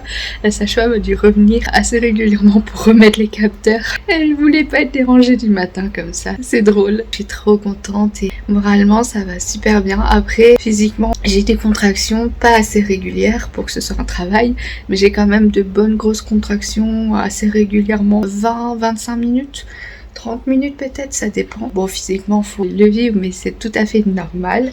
La seule chose, c'est mes plaques de boutons là, je sais pas quoi faire, franchement, j'en ai marre, mais bon, c'est comme ça. Et puis ça va être compliqué de soulager avant l'accouchement, donc ce sera plutôt après, une fois que je serai en maternité. Sinon à part ça, voilà, petit temps de pause. Là mon compagnon est parti chercher quelques petites affaires, des culottes propres, parce que là on est en attente et je vais pas prendre les culottes de règles que j'avais mises dans la valise de maternité pour le après accouchement. Là, je vais plutôt prendre des culottes normales. Puis aussi, mon compagnon doit prendre d'autres petits t-shirts. Comme ça, on aura du linge propre. Il fait un beau soleil. Je suis contente. On est en attente. J'espère que ce sera pour aujourd'hui le travail. On va essayer de marcher, faire les escaliers dans la maternité. Comme ça va aider. Faire les exercices sur le ballon. On va essayer que ça se fasse naturellement. Sinon, après, bien sûr, ce sera par déclenchement. D'abord, déclenchement mécanique. Puis ensuite, si vraiment ça marche pas, déclenchement par médicament. Mais si j'en ai pas besoin ou je veux pas t'en parler forcément, si j'en ai besoin je t'en parlerai en petit vlog comme ça, en petit suivi, mais sinon là c'est pas trop la peine, on attend juste et j'espère que ça va le faire pour aujourd'hui ou cette nuit. Allez, à tout à l'heure. Bon, on est vendredi 15 et il est 18h. Ça fait 48 heures que la poche des os a été percée et que ça n'a pas beaucoup avancé au niveau du col. On a quand même dû avoir recours au déclenchement mécanique. La première étape du déclenchement, c'est le déclenchement mécanique avec un ballonnet. Donc c'est ce que j'ai eu. Il a été posé vers 16h30. J'ai chaud. Je commence à fatiguer, tu vois, je pense, sur ma tête. Je commence à fatiguer des contractions. Avec le ballonnet, les contractions sont plus douloureuses aussi. En fait, c'est un petit ballon comme ça en plastique qui est relié avec un tuyau qu'on va gonfler d'eau et qui fait 3 cm qu'on va insérer entre le col de l'utérus et la membrane qui reste, qui protège le bébé. Il va faire office de tampon pour que les contractions puissent vraiment permettre de dilater le plus possible le col et entamer le travail. Pour le moment, le col il est à 1,5 toujours, mais les contractions ont quand même travaillé sur le col puisqu'il est plus antérieur comme pendant la grossesse. Il est assez postérieur, donc favorable en tout cas pour la suite de l'accouchement. C'est juste qu'il n'est pas dilaté, donc le ballonnet va aider à dilater le col puisque le ballonnet fait 3 cm. S'il tombe de lui-même, ça veut dire que le col est ouvert à 3 ou plus et que du coup on peut passer en salle de naissance et là du coup tout se met en place et le travail peut commencer en salle de naissance. Donc ça ce serait vraiment génial. Le but c'est vraiment que mécaniquement en fait ça aide les contractions à dilater le col. C'est un déclenchement mécanique qui permet vraiment d'aider à ce que le corps comprenne ce qu'il faut faire parce qu'en fait pour une femme sur deux, pour le premier enfant, des fois la poche des os se rompt et le corps il comprend pas ce qu'il faut faire pour pouvoir accoucher. Mon corps il a pas compris qu'il faut et avancer le col et rétrécir le col et le dilater et faire les contractions, tout ça en même temps et ça prend plus de temps. Parce que juste mon corps il a pas tout compris tout ça. C'est la première fois que je vis un accouchement donc c'est pour ça. Mais donc du coup le ballon on le laisse 12 heures. C'est pour ça qu'on le pose en fin d'après-midi. On le laisse la nuit. On surveille bien sûr. On a des bonitos entre deux pour voir si bébé bouge toujours bien et qu'il va bien. En tout cas dans tous les monitos que j'ai eu, bébé va très bien. Elle bouge aussi très bien. Pour ça tout va pour le mieux, c'est juste que c'est très long et que les contractions sont plus douloureuses avec le déclenchement, mais c'est pour un bien après. Normalement, la prochaine fois que je te reprends, on est 3, j'espère. Si vraiment le déclenchement mécanique ne marche pas, ensuite je prendrai du coup des cachets d'hormones qui vont du coup permettre de faire un déclenchement hormonal. J'espère que j'en aurai pas besoin, mais sait-on jamais. En tout cas, avec ça, je pense qu'on est quand même paré, certainement cette nuit ou demain matin, pour l'arrivée de notre petite fille. Donc voilà, je te parle pas plus parce que là, je commence vraiment à avoir mal. Et en plus de ça, j'ai chaud. Et on se retrouve bientôt. Petit monito du matin. On est le samedi 16 septembre. Et il est 6h20. Je me suis levée, je me suis débarbouillée et quand je suis allée aux toilettes, j'ai perdu le ballonnet. Donc ça voudrait dire que le col est dilaté à 3 cm et ça c'est cool parce que du coup ça veut dire que ça a bien avancé, ça a contracté et ça a marché en fait du coup le déclenchement avec le ballonnet. J'avais tellement peur. J'étais tellement angoissée quand on a dû le poser, j'en ai pleuré un petit peu, mais le stress d'angoisse par l'acte en lui-même, le fait de me poser un truc qui fait cette taille-là quand même, et puis surtout gérer, j'avais l'impression que c'est un échec, parce que mon corps a pas compris ce qu'il fallait faire, mais au final, ça a l'air d'avoir marché, donc je suis contente. Là, petit monito, et après on va passer en salle d'examen pour examiner le col et voir où on en est. Je suis contente, même si vraiment hier j'étais hyper angoissée et c'était dur. Allez, Bon, il est à peu près 9h30. Ce matin, l'examen s'est plutôt bien passé. J'ai un peu appréhendé comme à chaque fois, mais ça va de mieux en mieux parce que je commence à m'habituer un petit peu à l'hospitalisation, à la maternité et tout ça, donc ça va un peu mieux. Et puis même, bon, c'est pour une bonne cause.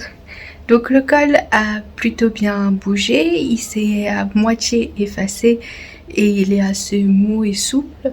Donc super bien, et il est à 2,5 alors qu'il était à 1, donc les contractions ont quand même fait effet et le ballonnet a fait son boulot. Le seul truc c'est que j'ai pas assez de contractions rapprochées, donc je vais devoir faire un petit monito une demi-heure, puis prendre les hormones, les cachets d'hormones comme je t'ai dit hier pour continuer le déclenchement, et ces hormones vont provoquer des contractions artificielles de l'utérus pour pouvoir entamer encore plus le travail et que ça s'ouvre de plus en plus.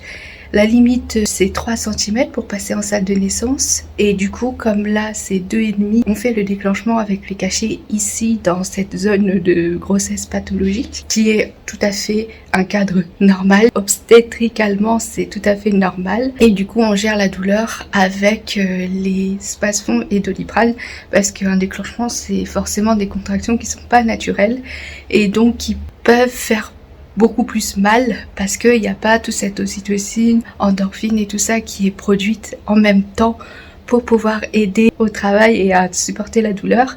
Donc du coup c'est pour ça que je suis complétée. Bien sûr c'est pas du tout forcé. Ici tout le monde est super bien, tout le monde fait attention, ils m'abordent de façon très douce, ils font vraiment attention, ils expliquent tout ce qu'ils font. Tout le monde est sympa, tout le monde fait attention à chaque cas, à chaque étape, et explique pourquoi on fait ci, pourquoi on fait ça, et du coup on continue étape par étape le déclenchement. La première étape c'était le ballonnet, je l'ai perdu, donc on a fait l'examen, et là la deuxième étape ce sont les cachets d'hormones qu'on fait toujours ici, parce que sinon après, une fois que je passe en salle de naissance, les hormones sont directement en intraveineuse, et du coup c'est la péridurale qui atténue les douleurs comme pour n'importe quel accouchement. Sachant qu'un accouchement voie basse par le siège est beaucoup plus douloureux, et en plus de ça avec plus de risques de césarienne, à tout moment bébé peut se bloquer, il peut y avoir n'importe quel problème, et donc du coup la péridurale est plus indiquée, notamment par rapport à ces risques de césarienne accrue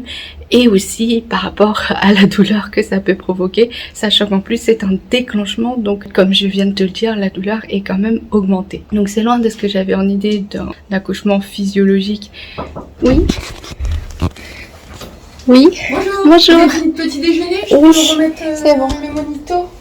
Ok. Comme ça, après on va démarrer le déclenchement. Bon, on a été coupé. Je sais plus ce que je disais, mais là, on m'a branché le monito juste avant de prendre les médicaments pour continuer le déclenchement.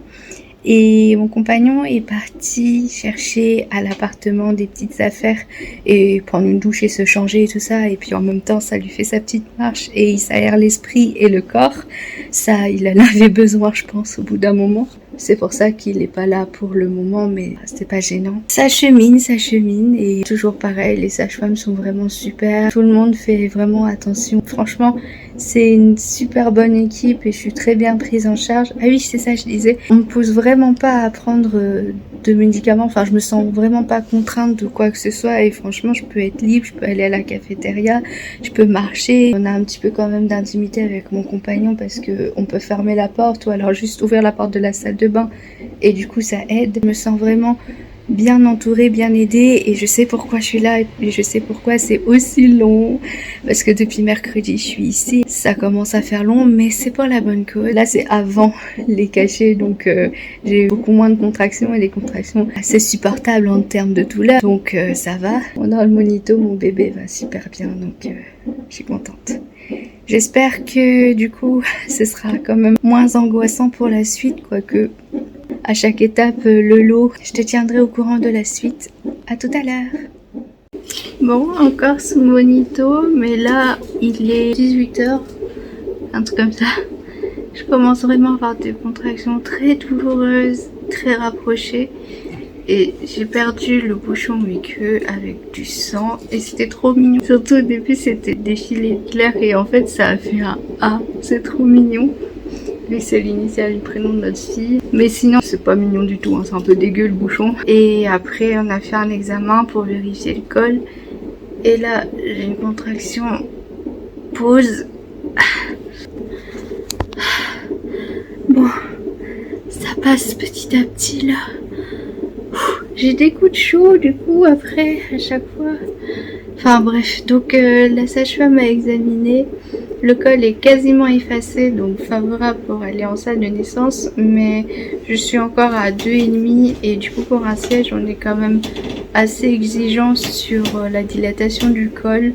Donc on préfère être à un bon 3 cm pour passer en salle de naissance, que ce soit pas trop long en salle de naissance. Elle a dit que la prochaine fois qu'on examinerait, ce serait favorable. Donc là du coup, petit monito pour voir les contractions. C'est très rapproché quand même et assez douloureux. Et puis aussi pour voir si bébé supporte bien ces contractions artificielles. Moi j'ai quand même, je commence à fatiguer, ça fait 3 jours entiers qu'on est ici pour le déclenchement, donc bon. Mais ça veut dire que c'est un déclenchement qui fonctionne, donc je suis contente, même si... Voilà, c'est douloureux, fatigant, mais c'est pour une bonne cause. Et franchement, mon compagnon est toujours avec moi. L'avantage dans la maternité plutôt que dans l'hôpital de psy, même si c'est l'unité mère-enfant, au moins mon compagnon peut être là tout le temps. Et puis il a vu avec son boulot, un bilan de situation d'hospitalisation suffit, vu qu'il est mon accompagnant principal, exclusif même. Donc ça c'est cool. J'espère en tout cas que la prochaine fois on sera 3. Mais sinon je te tiens au courant. À bientôt.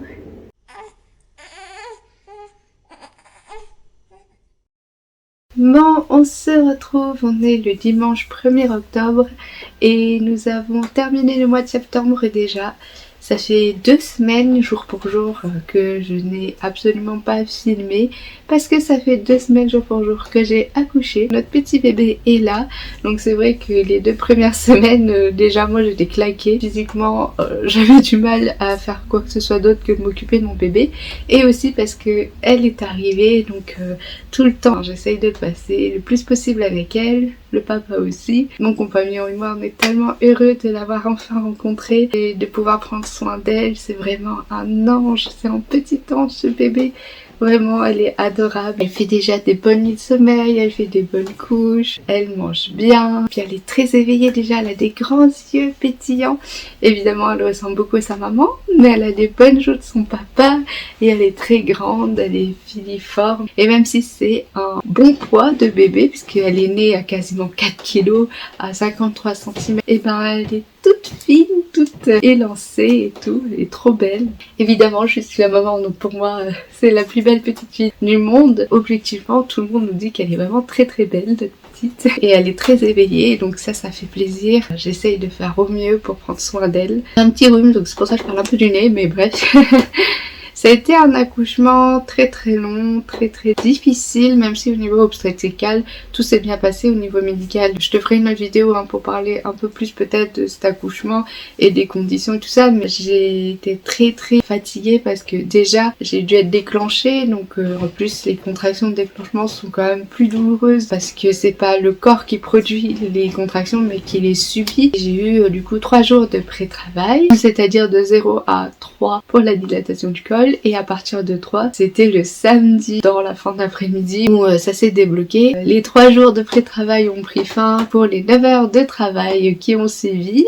Moi qui souhaitais faire sans péridurale le plus naturellement possible, rien n'est obligé, mais c'était quand même conseillé que je la pose parce que c'était un bébé qui était en siège, qui faisait quasiment 4 kilos, qui était estimée très grande, donc elle est née à 53 cm et à presque 4 kilos. C'était un très beau bébé, donc il a été quand même préconisé de poser la péridurale et j'ai bien fait parce que les suites de couches ont été assez compliquées. Déjà j'ai été déchirée tout le long, donc du périnée jusqu'à l'anus, donc super, j'ai dû être cousue. Bon ça c'est une chose et c'était prévisible, mais j'ai aussi perdu énormément de sang parce que après 1 heure de poussée, ce qui est énorme parce que le maximum en France c'est 30 minutes de poussée et après c'est césarienne, mais moi vraiment je voulais aller jusqu'au bout du truc et j'ai mis toute mon âme dedans.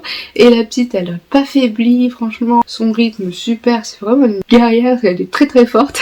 Donc on a continué, j'ai tenu 1 heure heure de poussée et au bout d'une heure de poussée et de travail, elle est née. Elle est née très tôt le matin. Mais ensuite, normalement, il faut que le placenta soit expulsé et malheureusement, mon corps a pas fait ce travail-là. Donc il a fallu aller le chercher et du coup, ça s'est déchiré et j'ai fait une hémorragie interne. Donc super. En gros, j'ai perdu 1,3 litre de sang en à peu près 5 minutes quoi. Donc ça a été énorme, l'équipe a été très très réactive et ils étaient vraiment beaucoup autour de moi. Déjà en fait un accouchement par siège, c'est forcément un médecin qui le fait, c'est pas la sage-femme ou le sage-femme, un médecin gynéco-obstétricien. Et en plus de ça, il y avait plusieurs anesthésistes, moi j'en avais 4 autour de moi, plusieurs sages-femmes, j'avais plusieurs gynécos également, il y avait le pédiatre, l'auxiliaire de puériculture. Donc il y avait beaucoup de monde pour cet accouchement et c'était tant mieux parce que avec ça, j'ai dû avoir quand même 2 heures de soins après, où tout le monde s'affairait autour de moi. J'avais des dizaines de poches qui étaient perfusées dans mes bras. C'était assez impressionnant et du coup la petite, je l'ai eue genre 10 secondes sur moi, même pas. Juste le temps de la première respiration. J'ai même pas pu l'entendre, je l'ai entendue dans la salle d'à côté où elle était avec le pédiatre et du coup le papa, mon conjoint. Ils étaient très très loin et c'était une expérience assez difficile ça parce que l'idéal c'était de l'avoir en peau à peau tout de suite avec moi le plus longtemps possible et là vu que j'avais besoin de soins, elle était avec le papa donc heureusement c'était quelqu'un de proche, de confiance et le papa quand même mais moi ça m'a manqué et ils étaient assez loin. La salle d'accouchement est devenue une salle d'opération et c'est pour ça que mon bébé et mon conjoint pouvaient pas être avec moi, ils étaient à la porte seulement. C'est ça qui a été plus difficile et puis je suis restée 5 jours en maternité aussi pour la surveillance parce que c'était assez difficile et vu que j'ai perdu beaucoup de sang et que j'étais quand même déjà en petite anémie avant l'accouchement, là je me suis retrouvée en très grosse anémie et je le suis toujours.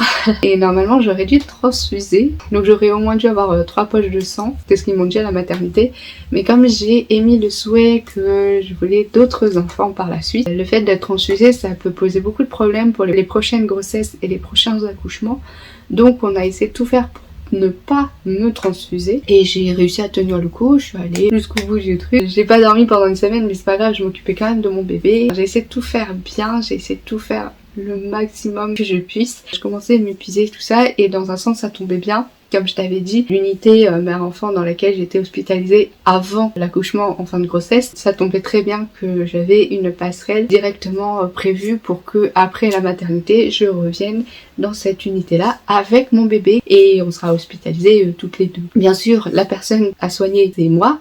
Mon bébé va très très bien, c'est juste que c'est une unité mère-enfant qui favorise le lien entre la mère et le bébé et c'est pour ça qu'on les sépare pas et même si bébé va très bien, il reste quand même au sein de l'hôpital et hospitalisé. L'autre chose aussi c'est que moi j'ai choisi l'allaitement au sein exclusif. Après on verra, est-ce que j'utilise le tire-lait, est-ce qu'on fait un mix avec les bibis et du lait maternisé, on verra bien, mais en tout cas le premier mois j'ai vraiment souhaité ça et ça c'était depuis le début de la grossesse. Si tout se passerait bien et que ce serait sans problème, moi je pensais jusqu'à la diversification des aliments, donc à peu près 5 à 6 mois, mais j'ai eu une très grosse montée de lait le 3e jour. Les 2-3 premiers jours c'est le colostrum, c'est pas vraiment du lait, c'est quelque chose de très épais et qui est très nourrissant et en tout cas avec beaucoup d'anticorps pour le bébé et c'est ce qui lui permet aussi de nettoyer tout l'intérieur de son tube digestif et de son système digestif, de tout ce qu'elle a pu avoir pendant la grossesse, du liquide amniotique etc.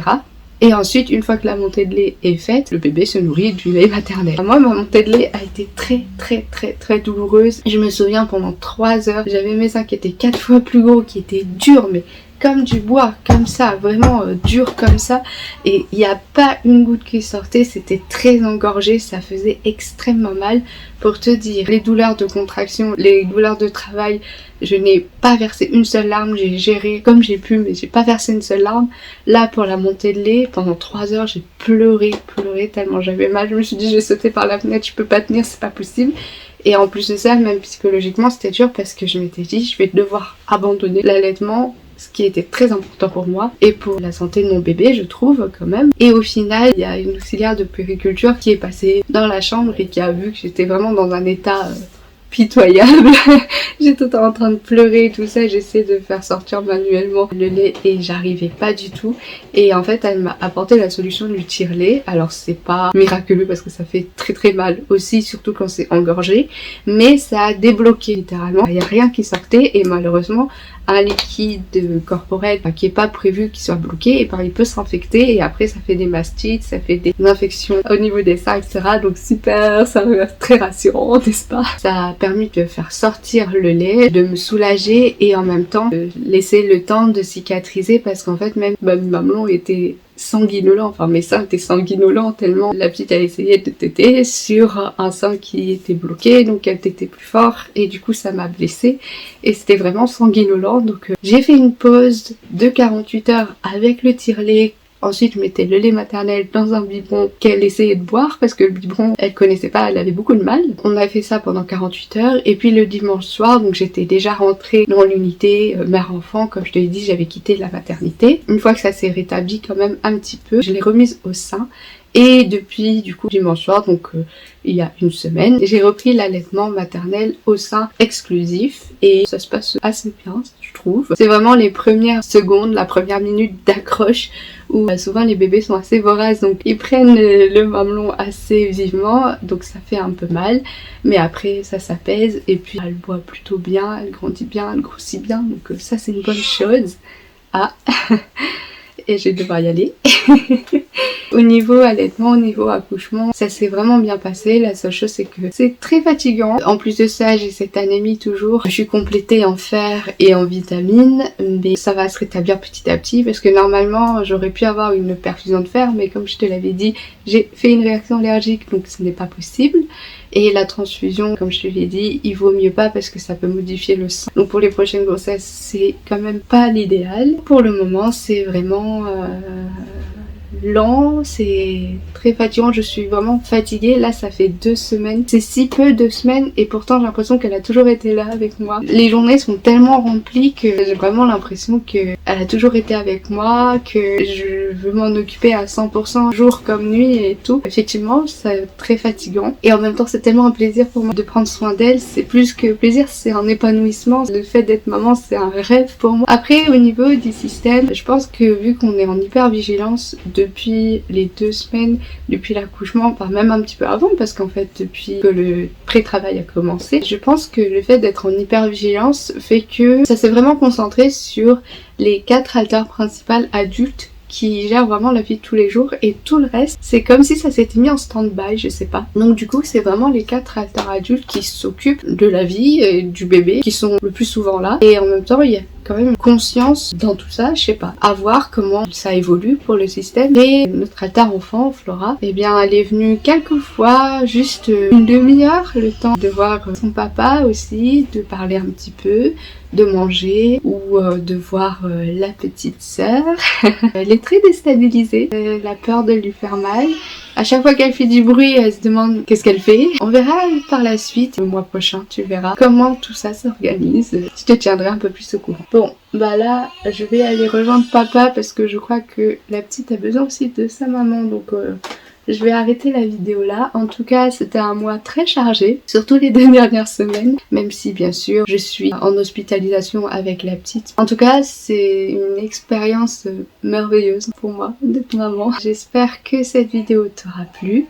N'hésite pas à liker et commenter si c'est le cas. N'hésite pas non plus à t'abonner à ma chaîne pour ne rien rater les prochaines vidéos. Surtout que là, je vais quand même inclure beaucoup plus par rapport au bébé, un peu plus concrètement. On verra selon le rythme de bébé. Voilà, voilà. Je te dis à bientôt dans une prochaine vidéo. Ciao!